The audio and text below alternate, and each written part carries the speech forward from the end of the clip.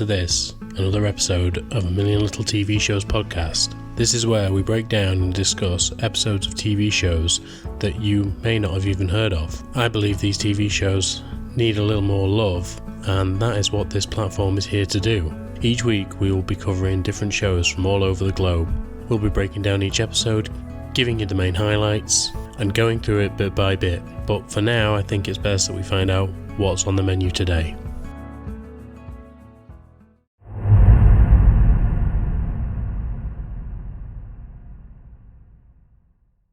Hello there, and welcome back to this A Million Little TV Shows podcast, and it's season 6, guys, so, get excited if that's your thing, but I'm pretty excited about it. So, with it being season 6, we know that there was only 5 seasons of A Million Little Things, so unfortunately we are done with that show, but there are a hell of a lot of TV shows out there, as this is called, A Million Little TV Shows. So there is a lot out there, and I'm going to be going through a fair amount. I have now planned up to season 12. Obviously this is season 6, so you've got me for another year and a half at least. And what can we expect on this season of A Million Little TV Shows? Well, we've got quite a lot of different genres of shows. We've got a lot of comedy, we've got a lot of horror, we've got some real good dramas coming up. I watched a drama the other day that had me in bits, and I have decided to move things around a little bit and actually include it in next season. Unfortunately, it's not going to be in this season because I've obviously already planned that out and announced it, but it's going to be in next season, and it's such a good show, and I hope you all get to watch it. It's an Irish-Belgian show, which is odd, but just shows that it's the way that the world's going. Lots of different companies getting together, amalgamating, and making incredible TV, so I'm going to exploit it while I can. As far as I'm aware, the show that I watched only had 1 season, so it's got to go in A Million Little TV Shows. So that's what I'm going with. But as for today, it is season 6, not season 7. And we are going to be continuing our coverage of Hannibal today. Now, as you know, this show is visceral and very effective. It's brilliantly acted. Both Hugh Dancy and Mads Mikkelsen are amazing. You've got Gillian Anderson in there as well, Lawrence Fishburne. It's such a good cast, and it's so well done. Really, really clever show.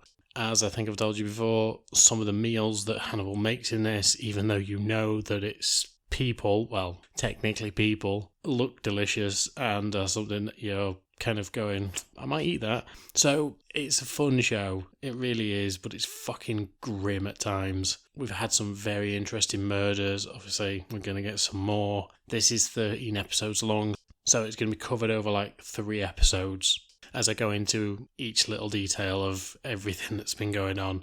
But as for the rest of the season, as you'll have heard from Season 5, Episode 13, we're going to be covering Inside Number 9, Santa Clarita Diet, Mr. Bates versus the Post Office, National Treasure Edge of History, which I'm hoping to talk to my friends at the National Treasure Hunt podcast about, and also another quick show called Criminal UK. But I think it is time to get into it. We are going to do a quick catch-up, but let's get into it. So this is Hannibal, Season 2, Episodes 1 to 4. Okay, so at the end of season 1, we actually saw Will Graham, the lead character, end up in a mental asylum due to the fact that he is being manipulated by Hannibal, obviously a world-renowned psychologist and serial killer. And not only that, he's also a cannibal. So there's a lot to go out there. And basically he is just really trying to get into the head of Will, and ended up succeeding so much that he convinced Will that Will killed Abigail Hobbs, a character from the first season who is now missing.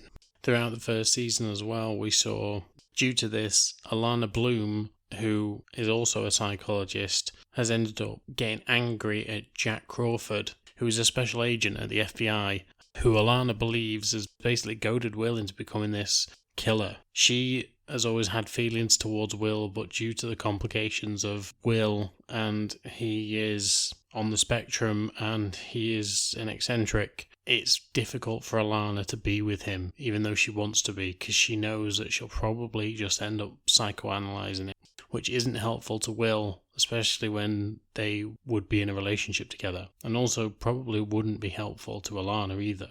Also in the previous season, we kept getting allusions to a former FBI agent of Jack's called Miriam Lass. And Miriam went missing years before, but nothing came up about her. They were never able to find her. She was just missing in action. But Jack believes that she actually found out who Hannibal was. Even Jack doesn't know right now. And it was proven in the last season that she did know who Hannibal was, but Hannibal got there way too quickly before she could even draw her gun. And so she is still missing, but there has been evidence, mainly left around by Hannibal, that she is still alive. And so I think now that we're pretty much up to date, I think we're just going to have to get into it. Obviously, as we go through, there'll be a lot more to come, but we can pick at that as we get to it. Episode 1, Kaiseki.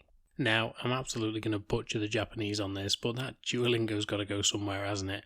I mean, I was out there for a while, so got to have gone somewhere.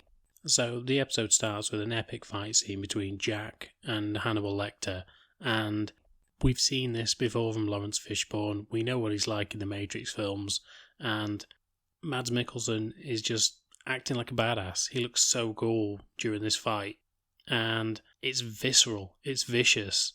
They're going at each other with knives, they're going at each other, trying to choke each other out. It's crazy, but it's a pretty fucking cool fight scene. And the other thing is, they've got these like sharp, jagged motions and a lot of slow motion going on that this show has become known for. So it looks incredibly cool, it looks really vicious, and it's just one of my favourite fight scenes from most TV shows. I think there's only one that probably beats it, and that is from a TV show called Banshee. So obviously at some point in this season we know that Jack is going to find out exactly who Hannibal Lecter is. But instead of getting any explanation, we cut to 6 weeks earlier and we find that Will is locked up in his cell, and Hannibal and Jack are having dinner because, as we know, Hannibal has to have dinner in an episode. And of course, they're talking about Will. Now, it would seem that both Hannibal and Jack are under investigation due to the fact that a lead person who was in Jack's operation and was under Hannibal's care has actually turned out to be a serial killer, or what is perceived as a serial killer. Obviously, we know the real truth, but it seems at the minute that Will is a serial killer to anyone looking. And it would also seem that if found guilty, obviously Will is going to end up on death row, Jack is probably going to end up being out of the FBI, and Hannibal will probably never practice again. So this is going to affect all three of them at this point. And it's not like Jack didn't have the warnings, because he was warned by Alana. Alana told him exactly that this would happen, and he didn't listen. But at this point, obviously, Jack is trying to prove that he is still the man for the job, and so he's actually at this point trying to bring Hannibal in to ensure that the cases are being dealt with in an efficient way.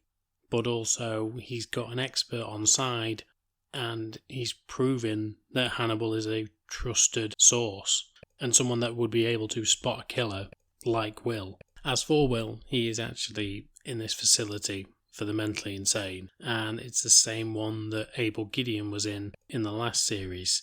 The problem with that is the person that still runs it is Dr. Chilton, and Dr. Chilton has some, let's say, odd techniques when it comes to looking after his patients. For instance, he made Abel Gideon think that he was the Chesapeake Ripper when he wasn't. All Abel Gideon did was kill his wife. Bad, yes, but he's not a serial killer.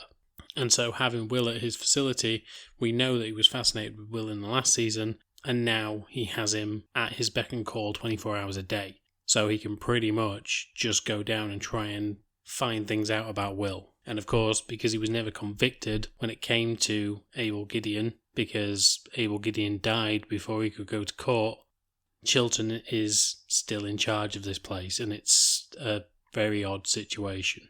But because of who Dr. Chilton is, Will knows that he can't trust him, and he will not speak to him whatsoever. Whereas when people like Alana or Jack or Hannibal, even when he turns up, or even Beverly Cass, when she turns up, he will talk to them gladly. The issue there is that Chilton actually is monitoring Will, and he is recording everything that Will says to anyone who turns up. So he's still getting insight, and he's also reporting that back to Hannibal. And so here we end up with the, I suppose, killer of the week scenario. We actually find out that there is a new serial killer on the loose, and this comes to light when two workers are in a river and they're trying to get rid of some debris that has cluttered up. They think it's a beaver dam, but actually it turns out to be a bunch of dead bodies. And when they actually move a bit of debris out of the way, these bodies float to the surface. So of course the FBI is called in, and this is going to be Hannibal's first case. So when they actually get to the site, they find out that these bodies are actually been coated in wax or some sort of resin. And it turns out that these are people who have been discarded by whoever this killer is. He's preserving the bodies for some reason, but we don't entirely know why right now. And at this point, we also don't know how many killings have actually taken place. Because if there are 4 or 5 bodies in the river, how many has he actually kept? Because he seems to be making models out of these people. Hannibal, however, has been to see Will as well. He's talked to Bedelia, his therapist, and told Bedelia that he needed to see Will. And when Hannibal's gone down there, Will's basically told him that he's coming for him, that he is coming for Hannibal, and that he will stop at nothing. He knows that Hannibal's got inside his head, and he just doesn't know how to unlock it yet. But once he does, he will make sure that Hannibal pays for what he's done. He's also filed a report against Hannibal so that Hannibal has his DNA taken, as well as his wardrobe examined for any evidence to prove that Hannibal has done these crimes instead of Will. And because of this, and the fact that he's working for the FBI, Hannibal has to have his therapist speak to the FBI so that they can get the full picture of what is going on in Hannibal's head. So he has to speak to Bedelia and let her know that the FBI are coming to speak to her. Will, however, has Alana visit him, and this is where he finds out that she can use a technique which hypnotizes him and will help him remember things that he can't really remember. So when his brain was basically on fire, he'll be able to recall those memories. And so she begins running the technique on him.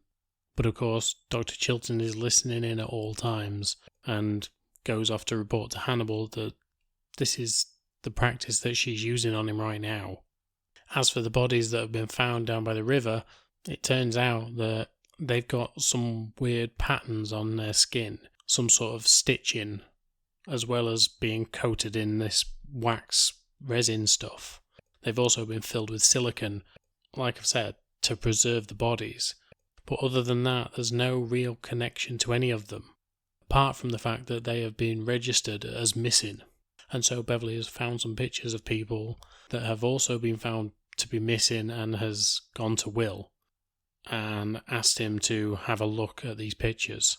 Will instantly sees the connection and begins to put the picture together. It seems like this person has created a colour palette of all different types of skin colour. And again, at this point we're still unsure as to why. However, we also see that the killer has picked his next victim. He's taken a guy on the train, he's injected him with something, we're not sure as to what yet, and he's taken him to wherever he takes his victims, and then sprayed him with this resin wax stuff. And so after both Alana and Beverly have gone, Will is alone. But while he sits in his cell at night, he starts to recover a memory. And that is the memory of Hannibal Lecter forcing a pipe down his throat while he was unconscious, or semi-conscious in this case, and forcing this tube into his stomach so that he can place the ear of Abigail Hobbs in there. He remembers it so clearly, he even remembers looking into Hannibal's face. And so now he has proof in his head, but it's proof. It's proof enough for him that he isn't the killer that everyone thinks that he is. And he tells as much to Jack when Jack comes to visit him, because Jack has spoken to Alana and he thinks that maybe he can see the old Will again. But Jack isn't willing to listen to Will right now, because Will is just obsessed with Hannibal, with good reason, but Jack doesn't know that. And he tells Jack that we've exonerated Hannibal, we've found no evidence, and we've taken all the samples that we can take. Hannibal isn't the guy, but Will obviously knows better. And then towards the end of the episode, we see the latest victim of this killer. He is laid in some sort of silo, and his hand is stuck to his face. As he begins to wake up, the camera pans out, and you just see that he is in the centre of a bunch of dead bodies. He's surrounded by them. And as it pulls out further and further, we see sort of forms an eye. And that is the colour palette that the killer was looking for. A bunch of people of colour in the centre and a bunch of white people on the outside looking like an eye. Episode 2, Sakazuke.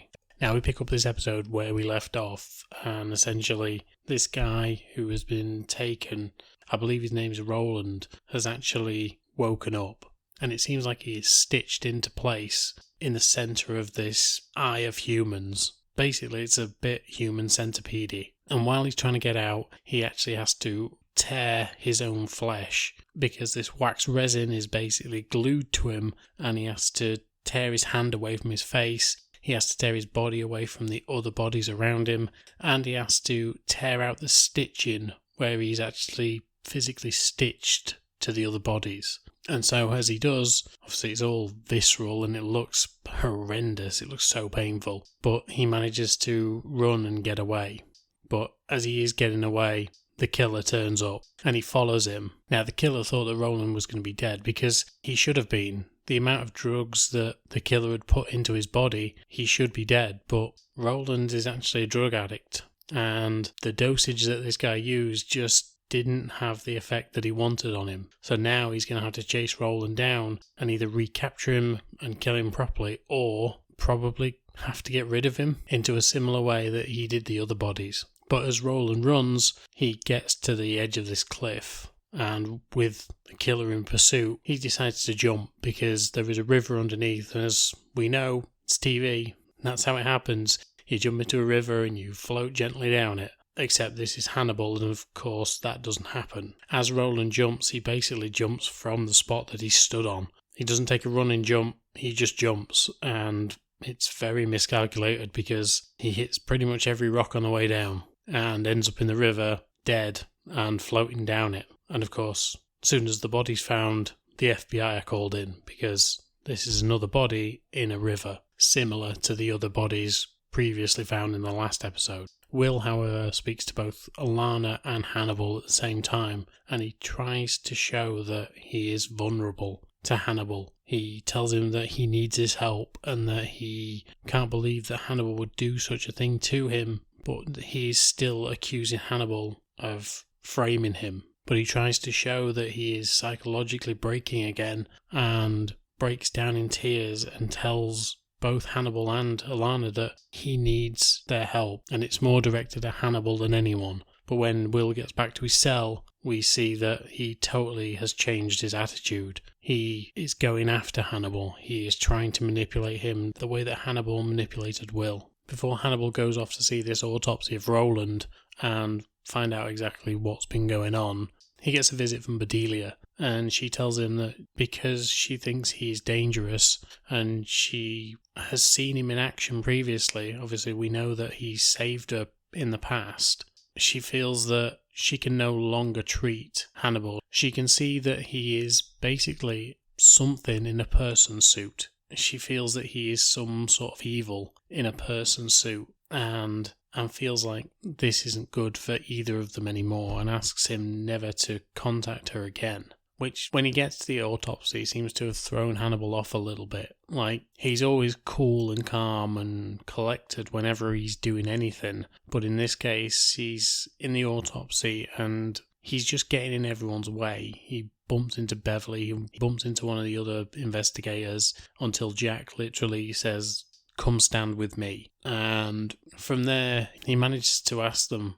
whether there is anything in the cracks of this resin, this wax, that will give away the location of where this person was. Because this guy has obviously ran somewhere, it means that he has trace evidence on him. And if they can find out where he was, roughly, and they know that he was next to a river, they can pretty much find where he was in the area. They know that the body won't have been dumped far away. And so Hannibal is thinking that maybe he can get there first. Beverly ends up giving her estimation of what's been going on, which is obviously Will's estimation of what's been going on. And she tells them about the colour palette theory. But as soon as both Jack and Hannibal hear this, they know exactly who set this up. And so Beverly gets taken to Jack's office and is called out for it. He tells her that you shouldn't have gone to see him, I don't want you seeing him, but actually he does. He is just being cautious because he's under investigation. And when Beverly calls him out on that, he tells her, look, just do whatever you think you need to do in your job to do the job, but don't let me know about any of it. And so essentially he's given her the all clear to go and see Will some more and get help on this case. Hannibal, however, has used his incredible sense of smell to be able to smell a cornfield on this victim. And so now he knows pretty much where Roland was. He knows that he has fallen off a cliff. He knows that he has landed in a river, and he knows that he's ran through a field of corn. And he also knows the resting place of this guy. So he can pretty much pinpoint where Roland was originally. Hannibal goes to see Will, and while he's there, he asks him about what's been going on with this whole memory recovery thing. And he tells him that whatever he's seen isn't always reality, and that these things can just be visions in our head, and that they don't always make sense. Will tells him that he's exactly right. Will doesn't understand what's going on in his head right now. And once again, he's just trying to convince Hannibal that he doesn't remember anything, even though he knows that he can still go after him. Hannibal inquires about Beverly and asks whether she's actually been coming to see Will. And he tells him that she has, and that when it comes to this case, Hannibal is looking for a mural, and that there are pieces missing from it that this killer still needs, and this may be where the latest victim comes in. Beverly then comes to visit, and while she's there, she hands Will a file, and he goes through everything and realises what's gone on. That Roland wasn't killed by the killer, Roland got away. And he tells Beverly as much, that essentially this guy survived the overdose because he's already had plenty of drugs, including heroin, in his system before, and so he survived and then ended up running away. And if the killer had caught him, he'd have just put him back in the mural. Whereas what actually happened is Roland got away, jumped, and died on impact. And so he inquires what Hannibal thought of all this. And she tells him, well, he thought that the killer did this. But Will assures her that Hannibal isn't all he seems, and that maybe, just maybe, it's not what he thinks either. Because Will still wants to help investigate, but also needs something back from Beverly, he gets her to promise that she will forget all evidence that she has seen so far when it comes to Will, and all evidence that she's seen so far when it comes to Hannibal, and that if Will is guilty, she will find more, and if Hannibal is guilty, hopefully, she'll find that too. And so Beverly agrees to it just because she needs something from him. It's a very quid pro quo moment. And so with the information that they both have now, Hannibal and Beverly, they begin to investigate. Hannibal is way ahead of the curve. Straight away, he's pretty much probably gone to see Will and then gone to find this person. And when he gets there, he finds the mural in the middle of this huge silo. But when he does, the killer turns up and Hannibal tells him, I admire your work. And then the next scene happens and the FBI are there. Hannibal is with them and they are literally just dragging body after body out of this silo. And Beverly essentially says that both Hannibal and Will were right and that they are a great team together because they've pinpointed exactly where this killer has been keeping his victims. But when we actually get to the mural, we see that it's now complete. It wasn't when Hannibal was looking from above, but now it is. And we also see that the man in the middle is A, white, which is a change from the colour palette that he was originally having, and B is missing his leg. And so we can only infer that Hannibal has got there first, killed this guy, and taken his leg as a trophy, or in Hannibal's case, dinner. So once they get back to the morgue and they are looking into everything, Beverly asks the question, why would this guy change his colour palette at the last second? And Jack remembers something that Hannibal said, that the person in the centre is a reflection of the killer. Well, we know it's not a reflection. We know it's the fucking killer. Hannibal, however, is, as Hannibal does, having dinner. And of course, what is he having for dinner? But this guy's leg. And honestly, looks fucking delicious. But again, you've got to keep trying to remind yourself that it's a human leg, but it's not a human leg because it's a TV show. And so now both Beverly and Hannibal go to see Will. And they ask him about the case. And he takes one look at the photos and basically comes up with the answer. That the man in the middle is the final piece. The man in the middle is the killer himself. And so Hannibal suggests that maybe he had a partner, but Will knows exactly who killed him, because Will knows from his visions that Hannibal was the one who took this guy's life. But he doesn't say as much. He just tells them that someone else killed this guy and took his leg as a trophy. Once Will is back in his cell, Bedelia comes to see Will. She's already been to see Jack and told him that she can no longer work with the FBI and that she would prefer that they didn't contact her since she is no longer Hannibal's therapist and she's trying to cut ties with him. And when she sees Will, she tells him the same, that this is the first time they've met and that she will no longer see him afterwards, but she also tells him that she believes him. And at the time when she is seeing Will, Hannibal is breaking into her apartment and he is covered in his plastic suit, which can only mean one thing. He went to Bedelia's to kill her, but she is no longer there. Episode 3, Hassun. Will is in court and Jack takes the stand because he has to give his account of what happened with Will. Will is obviously on trial for 4 murders, well, 5 including Garrett Jacob Hobbs, and at this point the prosecution has a pretty fucking good case against him. But when Jack takes the stand, they ask him how he came to know Will, and he tells them that basically that he met him outside of work and he thought he was intelligent and knew that Will would fit in well and help them solve crimes because of his intelligence and potentially the fact that he was on the spectrum. And that is why he wasn't a proper FBI agent but just a consultant. And then as the prosecution is essentially saying that he wasn't fit for work and that he was essentially a villain, Jack tells them no. Will hated the work that we did. He hated seeing the victims. He hated being at crime scenes. It did things to him. He didn't like being there. And it was only because of Jack's actions that Will stayed. Jack was pushing him, and even though people warned Jack of what was going to happen, Jack ignored them all. And so it was due to Jack and his actions as to why Will ended up in the situation that he is now in. He was told that he would break Will if he kept pushing, and that's what he did.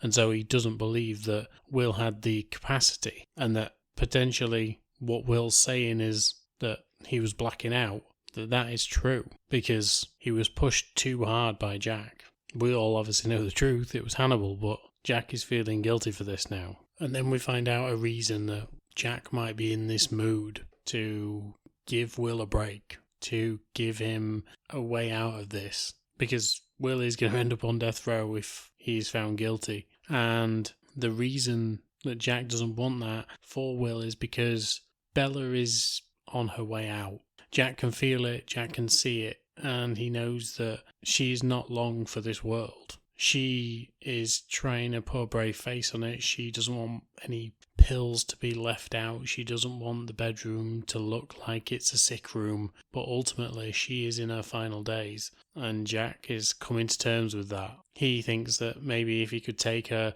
to Italy and have one last time away just to remember the good days. But Hannibal tells him that don't push it. Just do what she needs right now. Don't go into the ground with her. Just be there for her. As the first day of the trial concludes, Will is sent a mysterious package. Actually, his lawyer is, but it turns out to be an ear. And of course, they need to start investigating who this ear is from, because this could be the biggest clue of all as to whether Will is innocent or not. And so they start to have a look at it and they analyse that it's been cut off 2 days ago. So this is fairly fresh evidence, which obviously Will couldn't have done. He was in jail. And so maybe this is a gift for Will to help show that they can get him off and potentially get him out. If there's another killer out there that has done these crimes in the name of Will, then Will's innocent. It's giving that illusion of doubt that the court system is built on. And so Hannibal goes to see Will and tells him that maybe a friend did this, maybe an admirer did this. And Will obviously tells him that he was accusing Hannibal all this time, knowing that there was another killer out there and thinking it was Hannibal. Now, obviously we know what Hannibal's done to Will, so we've got a damn good idea that potentially it is Hannibal that's done this, but Hannibal is denying that he would have ever done this. But it's not like Hannibal hasn't lied before, so at this point we're now just spinning and trying to find answers. Freddie Lowndes then takes the stand, and she is a real piece of work, but she essentially tells the court that Abigail Hobbs essentially thought that Will was going to try and kill her and eat her. However, when it comes to Will's defence, the lawyer asks, "How many times have you been sued for libel?" And she answers 6. And he asks, "How many times have you settled out of court?" And she says 6. And so he's effectively just nullified the prosecution's argument, because Freddie Lowndes is a liar and has been sued 6 times for that. So she isn't a credible witness. Alana, however, who is next, goes to take the stand, and we actually see the preparation that both her and Will have to take, because the lawyer knows that her and Will were romantically involved. But throughout this whole case, Alana is just denying the whole thing, which is a bit of a surprise to Will, in all fairness, because he knows how he felt about her, and now she's telling this lawyer that there were no feelings for him from her. So they managed to find out that the ear that Will received was cut off with Will's knife, but Will's knife was in evidence the whole time, and it turns out that the bailiff who checked it out has not been seen since. And so when they head over to his house, there's a trip switch on the door, and as they burst through, the house sets on fire. Eventually, when everything's calmed down and they've managed to put the fire out, they get in the house and they find the bailiff mounted on a stag's head with his jaw cut open. He's just been on fire and his ear is missing. Essentially, these are the 4 murders that Will is accused of. And so it seems like it can't be Will, because obviously Will was in court, Will was in jail. So there is now doubt in this case. And Jack says as much to the judge, but the judge doesn't want to hear it from him, because at this point, Will's lawyer is trying to plead unconsciousness when it came to actually doing these murders. So they're saying he did the murders, but he wasn't conscious for them. And the fact that Will has always maintained his innocence, things are looking better for Will at this point. Hannibal goes to see Will and shows him the crime scene photos, and it's enough to convince Will to drop his defence that he was unconscious at the time of the murders and that it wasn't him who did all this. And because both Hannibal and Will now believe that someone else did this. Obviously, we still suspect Hannibal, but the evidence seems to now be pointing away from Hannibal. The actual murder was a little bit sloppy compared to what Hannibal would have done previously. And so both Will and Hannibal are now convinced that someone else has done this, which creates reasonable doubt. And so when Will tells Alana of what he's going to do, she's pissed, because he's now changing his whole MO throughout the trial to be something different. And so she just cannot believe that this is what's going to happen. But the lawyer seems very happy with it. He knows that he can get a mistrial and the case will be thrown out, and they'll have to go down a different route to find whoever killed these people. But they certainly can't prosecute Will for it. And so when Alana finds out that she isn't going to be taking the stand, she wants to know who the hell is. And of course, it's going to be Hannibal. But when Hannibal takes the stand, they find his evidence inadmissible because he is too close to Will to actually be objective. And therefore, when they ask the judge to strike all his evidence from the record, the judge tells them that that is exactly what he's going to do. So nothing can be done for Will right now. And of course, Will is sent back to jail, Hannibal goes back to his house, and Jack is drinking in his office. We then see a cleaner at the courtroom walk into the courtroom that Will was in previously, and we find a body hanging from the rafters with the scales of justice in his hands, his brain and, I believe, his heart on the scales, and his head split open. And of course, it is the judge. And we know that there's only one person that is that brutal and that creative to do such a thing. And so now, with the judge being dead, Jack tells Hannibal that there is a very good potential that this could be thrown out. It could be a mistrial, but also it's going to have to start again at some point so that the actual judge can hear the evidence again. So maybe, just maybe, they've got a chance to get Will off here.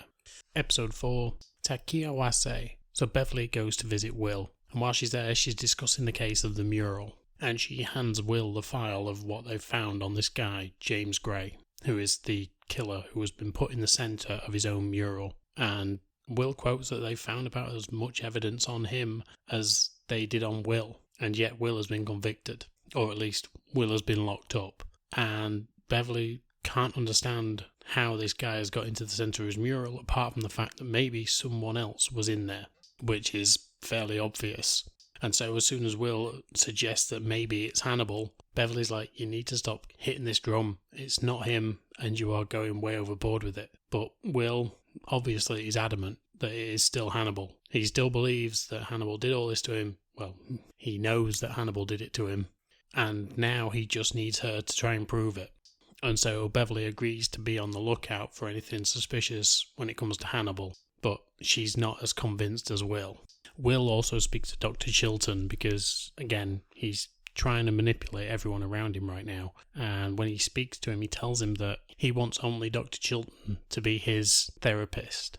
So no Alana and certainly no Hannibal. He wants Chilton to document everything and make sure that Hannibal hears nothing from him. And so he tells Chilton to make sure that Hannibal knows that any information about Will Graham is now off the cards. And Chilton is so fascinated and so consumed by the fact that this might make him famous in his field that he takes him up on the offer. And so there will be no more visits from Hannibal to Will Graham under Dr. Chilton's watch. Hannibal, however, has had a visit from Bella, Jack's wife, and as they're sat talking, she tells him about the chemo that she'd been having because of Jack, because it's what Jack wants, and Bella is just happy to give up on life. She wants to live the rest of her days in the way that she wants to live them, a little bit like Gary in A Million Little Things. She knows that she's coming to the end and just wants to go out with dignity. Jack, however, much like Maggie in A Million Little Things, wants her to fight, but she's tired. You can see it. And she just wants to go out with grace. Hannibal understands this, but while they're talking, Bella mentions about suicide and that she has had suicidal thoughts. Hannibal tells her that he sees beauty in death, and therefore he seems to want to stand by any decision that she makes. Beverly brings Hannibal into the FBI offices and begins to look at the body of James Gray. She asks him, because he's got surgical background, whether he can see anything on the body that indicates who this killer was, this second in command. But as he does, Hannibal gives away a cryptic clue that essentially she needs to look under the surface of this guy's skin to find out what the killer's motives were and find essentially this person's signature. Of course, Hannibal knows what she's doing. Hannibal knows that Will Graham is still investigating him. He's not stupid, but he's letting on that he is. And he can see straight through what Beverly's doing. And so he's handing her the clues so she can point at him, and who knows what he's got in store for her. As for Will, he starts his treatment with Dr. Chilton, and Dr. Chilton injects him with a truth serum to help to find out what the hell Hannibal got up to. And as he does, Will starts to remember some things, one of which being that Hannibal started to use strobe lights on him to induce seizures, knowing that his encephalitis would be enough to trigger a seizure. And so Will tells Dr. Chilton exactly that is what Hannibal was doing. And Dr. Chilton just can't believe it. He tells him that is very unorthodox and also really dangerous. But Will tells him, yeah, that's the kind of guy that Hannibal is. And so you can see how chilled Dr. Chilton is by this. And let's not forget, this is a man who essentially made a man think that he was a serial killer when actually he had only killed his wife. Now, again, I'm not excusing that, but I'm also not excusing the fact that Dr. Chilton made someone think that they were a serial killer just to try and gain some notoriety for himself. Jack speaks to his wife Bella, and he just seems to be wanting to find every treatment possible to help her with her lung cancer. But as we know from a conversation with Hannibal, she has just given up. She is ready to go. You can see it in her face whenever Jack's trying to build her up and say, look, there's other treatments out there, we can find other things. She is just tired, but she's not willing to tell Jack that she wants to go because he's holding out hope. So at this point, she can only really see one way out because Jack is just not willing to give up this fight. As for the case that Jack is currently working on, they found a man up in a tree who has basically become a human beehive. And once they've cut him out, they've actually found out that he has been lobotomized. But it seems like whoever's done this has tried to cover things up. It's only when they find a second victim out in the middle of nowhere who is literally still alive but the walking dead. He has been lobotomized. We actually saw that in the episode, and he's covered in bee stings. And it seems like the bee stings are there to cover something up, and that is the fact that this person has been doing acupuncture on him as well. And so the bee stings are there to cover the acupuncture marks. And when Beverly hears about this, she realizes something, that it's exactly what Hannibal said. Essentially, she has to look beneath the surface to find what is missing. And so she goes back to James Gray's body and looks at the stitches that he's got on his corpse. And as she does, she finds out that his kidney's missing. So not only did this person, whoever killed him, take his leg, but he also took his kidney. So now there's more evidence out there for her to find. Now that Will has started to open his mind a bit more and he is starting to remember things, obviously, like it's been stated before, Will has a mind like a steel trap, apart from the fact that Hannibal has been messing around in there. So he's now starting to remember certain bits from his past. And at this point, he starts to remember about the time when he passed out or had a seizure in front of Abel Gideon while Hannibal was in the room. And he begins to remember what Hannibal said while he was in this seizure-like state. And when Abel asks about if Hannibal is the Chesapeake Ripper, Hannibal tells Abel that it's not nice to have your identity stolen, essentially admitting it, knowing that Will can't hear him, or at least believing that he can't. But now that Will has started to remember, he remembers very well that Hannibal is the Chesapeake Ripper, as well as the killer of many other people, and in many other ways. When Beverly shows up to talk Will through the case of James Gray, she tells him that she asked Hannibal to consult and that he led her to the evidence. And this worries Will because he knows that Hannibal knows now. And he tells her as much to stay away from Hannibal. He is a dangerous man, and she does not want to get caught up in this. But she thinks that she's got the upper hand on him. Will knows different and warns her to stay away. He also tells her that he thinks that Hannibal is the Chesapeake Ripper, and that he could have been killing a lot longer than they actually think that he has been. When Jack and his team go over to see this therapist that has been using acupuncture and then lobotomizing her patients, she sees that she has been doing a good for the people that she has been killing, or in this case maiming, because she tells them that the first person was going to die anyway, but she just helped him on the way, and instead of dying in pain, he died in a field of flowers, and that it was essentially an act of kindness on her behalf to try and help this guy, knowing that he wasn't going to get any better. As for the other man, he was crippled with arthritis, and she believes that she cured him of that, and that he was able to walk without pain for the first time, but only once she'd lobotomized him. So essentially he wasn't going to feel anything. Essentially he was a zombie.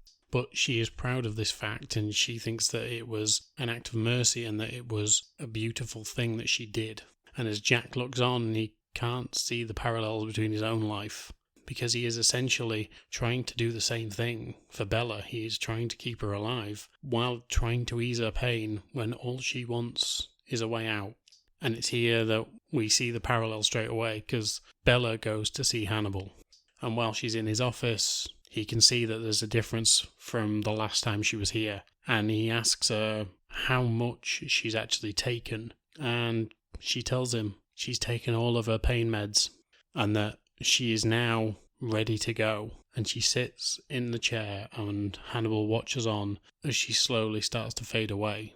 She tells Hannibal to promise that he won't interfere, and Hannibal just sits and watches. But as soon as he feels that she is quote-unquote gone, he goes over to his cabinet, knowing that there would be repercussions if she died in his office, and he couldn't help because he's a doctor at the end of the day. And so he manages to inject her with something that essentially restarts her heart and brings her back to life.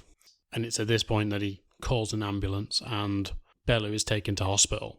And so now that Hannibal has gone to the hospital with Bella and Jack is over there, Beverly Katz knows that Hannibal won't be at his place. So she heads over to try and find some evidence just to link Hannibal to James Gray.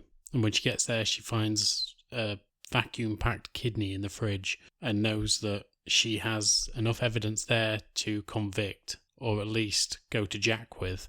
But as she's about to leave, she knocks over a glass and it spills some wine, which ends up running into a crack in the floor. When she lifts the crack, she finds a whole array of things in Hannibal's basement. But at this point, Hannibal has been ejected from the hospital by Bella and is back. So not only has she found a lot of things, but Hannibal has now found her. He switches off the light, and then all we hear is gunshots, a struggle, and a gunshot that goes through the floor, and the episode ends.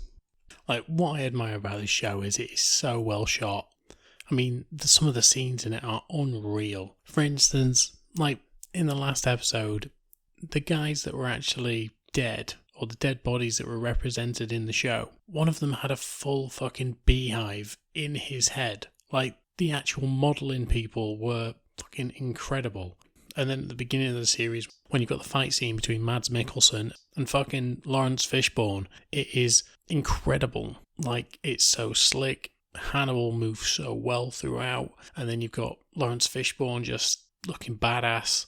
And it looks like a real fight. It's so well done. And all I can do is applaud them. Again, a lot of the sound throughout the whole series is very disconcerting. It's there to throw you off. But it's beautiful. And then just to give a quick shout out to the fact that they did this mural in the first episode where it was just beautiful, using all the different skin tones of people just to create this incredible pattern where it looks like an eye from the outside. The art direction for the whole thing is just so well done. It blows my mind every time I see it. I just can't believe sometimes what I'm watching. It's visceral at times, of course. Very, very graphic, but just impeccably shot, beautifully done. And I just can't say enough about it. And it's just crazy to me that I read an article the other day about how there are certain TV shows that had never won, I think it's an Emmy for the best TV show, and Hannibal was one of them. And when you think about the visuals in the show and the acting throughout, it's surprising that it actually didn't win that award. And it's one of the best shows that I've ever watched, in all fairness. And as we go through and get to the end of season 3, you'll find out my thoughts on what should have happened next and how it would have tied into the Silence of the Lamb film. And as I'm going to cover the TV series Clarice, we may even find out how I thought that would have gone as well. They could have merged the two if they knew it was coming. So we're going to get into that later on. But I really think that this TV show should have won more and should have had a proper, clear ending. Obviously, like I say, we'll get to that, but this show blows my mind and I just love it to bits.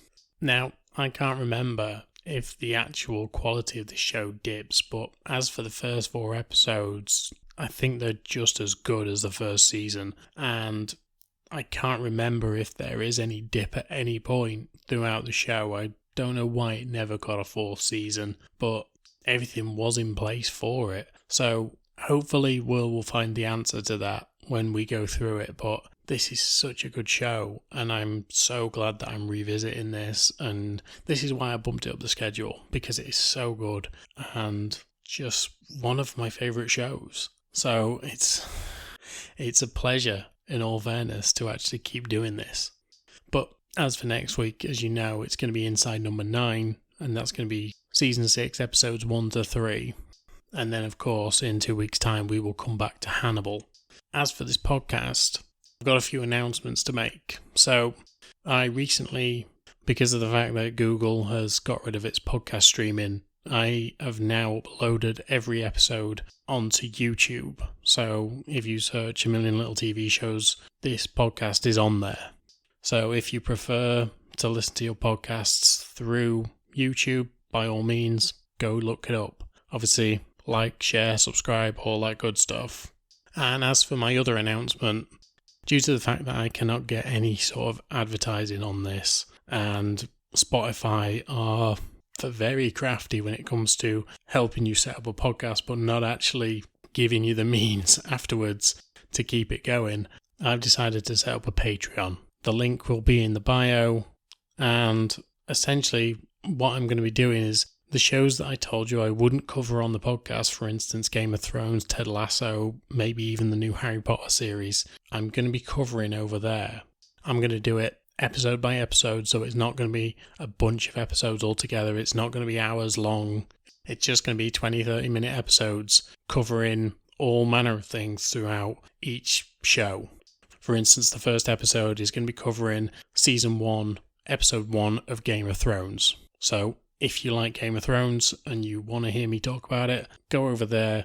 And obviously there's a fee, but hopefully you want to help this podcast and you want to see it survive, because it's a lot of hard work, and to get no sort of adverts on it is a real annoyance.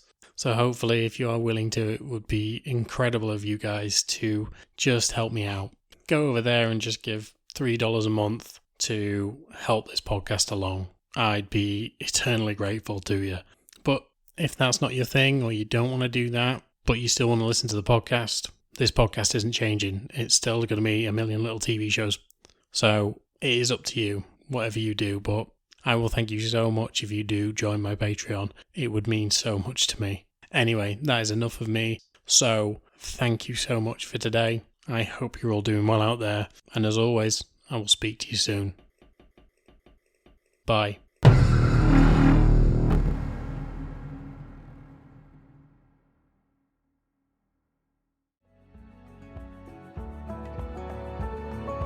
And that is it for now, amigos. And yes, I am as angry as you are at me for that sentence, but I hope you enjoyed the show and had some fun along the way. It means a lot that you are listening and supporting me. This is an independent podcast after all, and doesn't get a lot of backing, so it is great to know that you're out there, you're listening. And if you want to come talk to me on any of the platforms I'm on, just come say hi. I'm on Instagram, I'm on Twitter, and I'm even a little bit on TikTok. I don't post that much, but I'm on there. And you can also drop comments in the comment sections on any of the platforms: Spotify, Apple Podcasts, Podbean, wherever you get your podcasts from. But as always, thank you for your time, and I will speak to you soon.